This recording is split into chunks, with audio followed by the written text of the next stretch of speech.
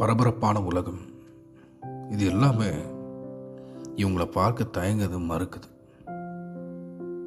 கடவுளும் அவ்வளோ பரபரப்பானவரா? இவங்களை கடவுளும் பார்க்கறது இல்லையா?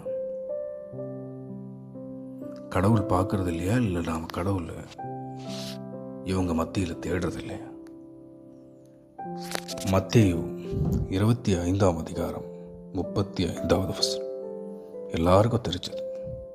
நான் பசியாயிருந்தேன், நீங்கள் உணவு கொடுத்தீர்கள். தாகமாயிருந்தேன், என் தாகத்தை தணித்தீர்கள். அந்நியனாக இருந்தேன், என்னை ஏற்றுக்கொண்டீர்கள். கடவுள் வெள்ளையா இருக்கிறவரா? அழகானவரா?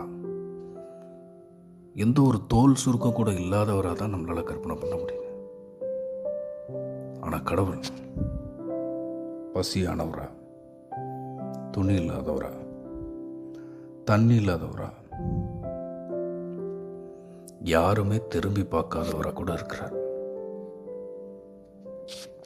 சில சமயங்களில் நாம் பார்க்க மறுக்கிற இடத்தில்தான் கடவுள் இருக்க பிரியப்படுகிறார்.